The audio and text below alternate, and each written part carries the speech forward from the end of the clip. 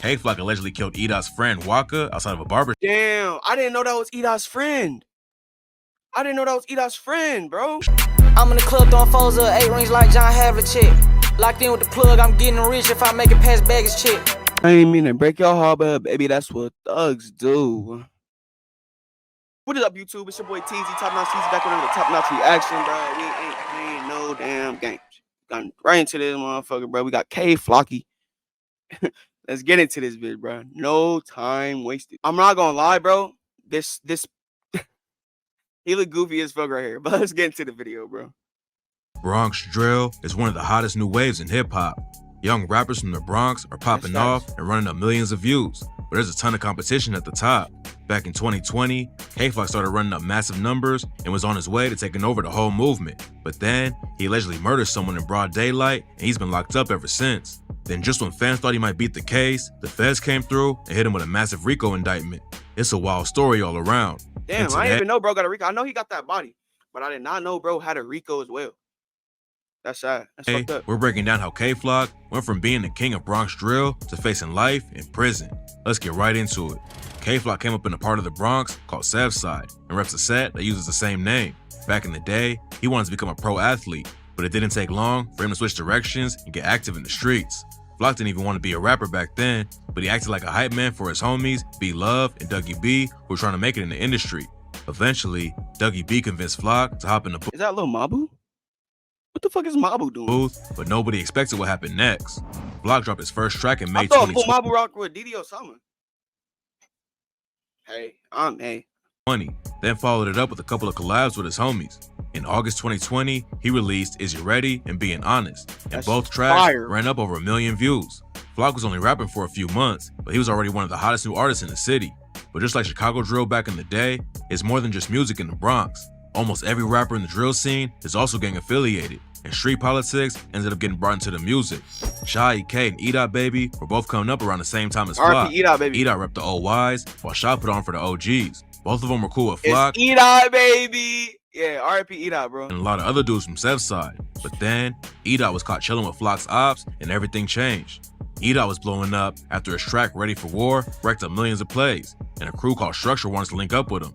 But at the same time, Structure was cool with RPT, a set that beefs with Southside. According to rumors, edot went to a party with Structure, and when he showed up, some dudes from RPT was already there. Flock and Southside had issues with them, but obviously edot didn't feel like crashing out over a beef he wasn't involved in, so he just kicked it with Structure and RPT that night. edot might not have thought it was a big deal, but that's not how Flock took it. They had been cool for a minute, but after edot was partnered with RPT, Flock considered him an op forever. It also caused a split between Shy and K-Flock, because Shy was still rocking with edot. A lot of people think most of the violence going on in the Bronx right now can be traced back to the night edot chilled with Structure and RPT. Flock and edot started sending disses back and forth, which just turned the situation up even more. On the track Clicking, I ain't gonna lie, that shit, oh, I don't know, bro. Like, clicking up with your ops is crazy, bro. Like, it's not even clicking up with your ops because bro just trying to do some home music shit, but like, you know what's right and what's wrong, bro. Don't be trying to play don't try to play me, bro. Like, Flock said, why these is actors? I shoot like the Raptors, gang in the back, and they blitz like the Packers. You don't shoot like Kobe, you play for the Lackers. And edot clapped back with the track called Geek and said, like, no, I don't play for the Lackers. Like, I'm a gangster taking them risks. Southside K, all that shit to my damn. Flock was Damn. Don't do going after his old homies and allegedly sparking a huge wave of violence. He's also blowing up in the mainstream at a fast pace. In October 2021, he linked up with Lil TJ and Fabio Foreign on the track Not in the Mood, which hit number 61 on the Billboard Hot 100.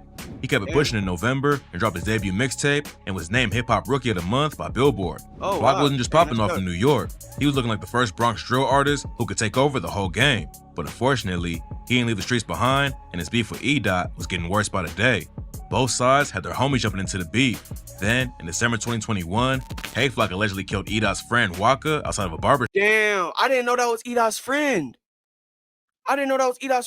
Bro. Shop in the middle of the day. When the police reports first broke, they said K-Flock spotted Waka in the barbershop and decided to check him. He opened the door and asked Waka what he was looking at. Then Waka walked over to him and they started fighting. According to the initial reports, Flock turned around to leave, then spun back around and shot Waka in the neck and back. Whoa. Damn, K-Flock. Wait, so So basically, bro. So what happened was K Flock's ass. He was walking. He seen him in the barbershop, pressed him. They began scuffling, or even at least having words. Bro, walk away. He come back like, fuck, I'm gonna get his ass done. He come back and get his ass done.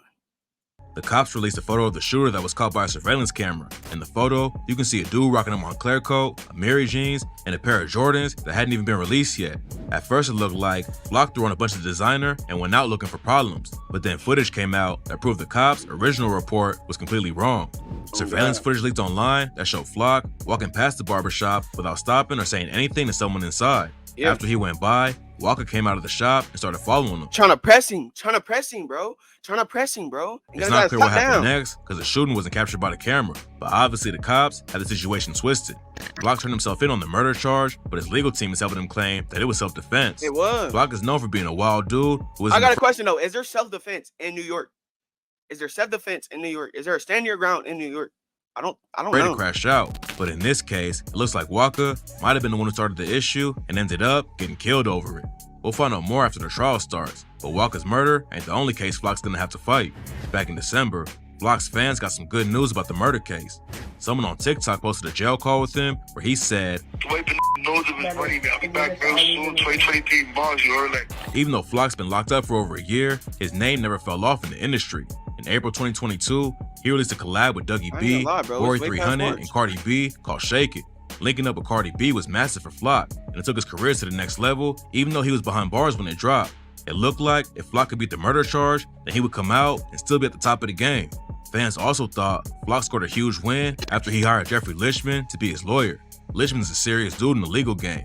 He defended El Chapo and John Gotti Jr. So it's simple. So y'all think he gonna beat that body? Cause whole time I did just see he got the death sentence taken off. I did just see that. He got the death sentence taken off, bro. A murder case should be a breeze for him to handle. There's a good chance Flock would have walked away from the murder charges. But then, everything changed in February. The U.S. Justice Department handed down a RICO indictment that targeted 8 alleged members from Sev's side and Third's side, including K-Flock. According to the indictment, the two gangs linked up to terrorize the area and were shooting up the city like crazy between 2019 and 2022. Flock's alleged murder of Walker is in the indictment, but he also caught new charges for allegedly letting off shots at the ops in June 2020 and November 2021. Let me see. Cause I think so his shit Perez. All right. Rival game member shot at rival game members on June 20th, 2020. All right. I mean, beating the murder is one thing, but it's almost impossible to get out of a RICO unless you snitch.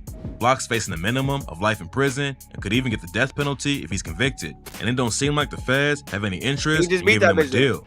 Flock's lawyer and a lot of other people think the RICO only happened because the courts knew Flock could get off on the murder case, but they wanted to keep him off the streets. Jeffrey Lichman told XXL, "We're not surprised by the federal charges, as we've been fighting Kevin's state murder charge for over a year now. And considering the shooting was a clear act of self-defense, it wasn't particularly a strong charge. That it's now being used as a basis for a possible death penalty charge is extraordinary." Nah, I think that's crazy, bro. Trying to use that against him whole time. He didn't do shit. He did what he was supposed to do, bro. You feel me? He killed the nigga that was trying to attack him or press him. Okay. It's self-defense, bro. I could beat his own charges. Someone almost always flips when it comes to RICO cases. His homie Sticky B hopped on IG and said the feds already offered a deal, he's staying solid. According to him, he's facing 30 years, but he'd rather take the time than snitch on his homie.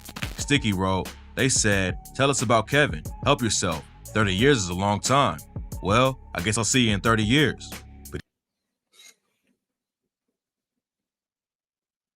That's all I'm gonna say. Even if Sticky ain't gonna flip, that don't mean someone else won't. Almost everyone in the case is facing life in prison, so it's probably only a matter of time before one of them flips to get a lighter sentence. What's so tragic about this case is how pointless all the death and violence was. A lot of it allegedly started because someone hung out with the wrong people one night, and now several people are dead and a lot more are facing wild sentences. K-Flock blew up so fast that it seemed like he was guaranteed to become a superstar, but instead of leaving the beef behind and focusing on his career, he threw it all away. Might end up getting the death penalty for that shit sucks, bro. Hopefully other drill rappers learn to walk away when they get the chance. Because if they're crashing out in the streets, it's only a matter of time before it catches up. Rest in peace to everyone who lost their lives. Nah, for real. RIP to everybody that lost their damn life, bro. RIP to edot, baby, bro. RIP to the dude that was killed by K-Flock. You feel me? Because shit, this shit trenches, bro. But you shouldn't be trying to run up on no nigga, bro, and not expect to get blue at. So, shit, that's just me though, bro. Maybe I'm looking at shit from like my perspective because I am top notch, bitch. We out.